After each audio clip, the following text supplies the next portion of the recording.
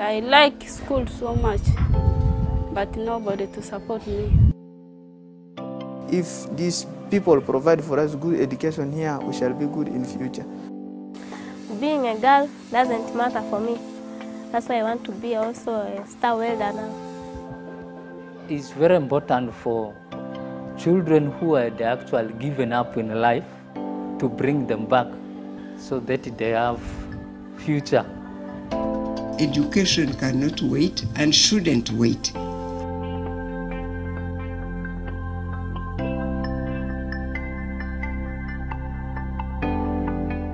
Uganda hosts the largest number of refugees in Africa and is one of the top refugee hosting countries in the world, with over 1.4 million refugees from Southern Sudan, the Democratic Republic of Congo, Burundi and Somalia. Children make up about 61% of all the refugees in Uganda. These children have the right to education, a right enshrined in the 1948 Universal Declaration of Human Rights. Education protects, enlightens, and empowers.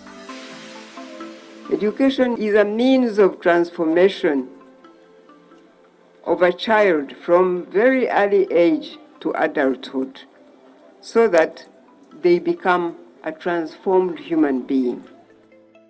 The reality on the ground, however, is that the majority of refugee children in Uganda, as well as many of those in the host communities, do not have access to education.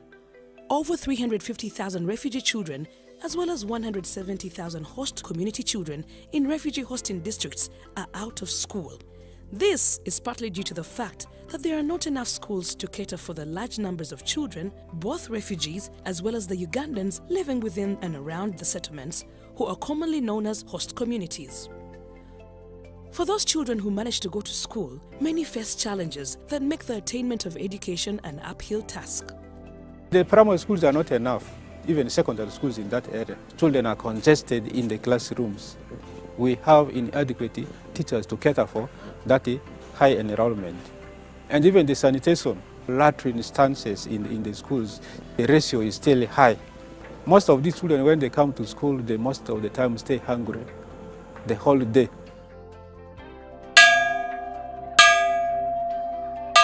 On average, a primary school classroom in a refugee settlement seats 154 children, a figure that is 3 times higher than the national standard. Our largest class this year is P3. We have around 222 children in that class. For a pupil to pass to sit behind, he or she has to climb over the desks. A number of schools also operate in temporary structures or in the open, exposing children to natural forces such as rain, wind, and dust. The situation in secondary schools is not that different. Only 11% of secondary-age refugee children and 18% of children from the host community are enrolled in secondary school. Mvepi Refugee Settlement, host to refugees from Southern Sudan, covers an area of 35 square kilometers but has only one secondary school. Enabel Secondary School has a general enrollment of 714 students from senior 1 to senior 4. But in average, we have 450 students attending lessons on a daily basis. Some students come from far distance. It will take me long in order to reach here, 2-3 hours. I will wake up at 6, reaching here at 9. While students have entered, you learn now through the window because the spaces are few in the classroom. The continuous state of war in the refugee countries has made many children drop out of school, some of whom feel too old to join the formal education system. For these, development partners, working in partnership with the government of Uganda, have introduced the Accelerated Education Program, which uses a condensed curriculum to enable such youth cover 2 to 3 years of school learning in 1 year, to enable them be reintegrated in the formal education system or join vocational skills training centers. There's so many youths from the refugees who are so idle and doing nothing, and yet they could be able to do something for themselves. So our idea is that if we train the youth, they will have employable skills, or they can start their own businesses. My plan is to open my own workshop, and I make my things in my workshop so that also I earn a lot of money. We've produced over 270 youth, both of the refugees and the host communities, and most of them have got employment. The challenge is that we have an overwhelming demand for the training, but we don't have enough resources to handle all the youth. The challenges in providing education to refugee and host community children notwithstanding, the government of Uganda, United Nations agencies and development partners have played a key role in attempting to increase access to education for refugee and host community children.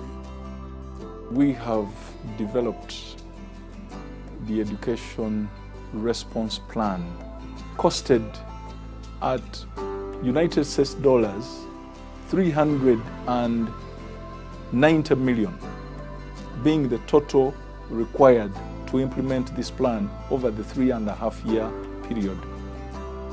The plan was developed to achieve 3 objectives. 1. Improved equitable access to learning opportunities. 2. Improved delivery of quality education services and training. 3. Strengthen systems for effective delivery. It is our primary responsibility to ensure that we facilitate access to education for all people in this country. We look at education as an equalizer. It's through education that hope can be restored to people who are otherwise hopeless as a result of the circumstances that they find themselves in.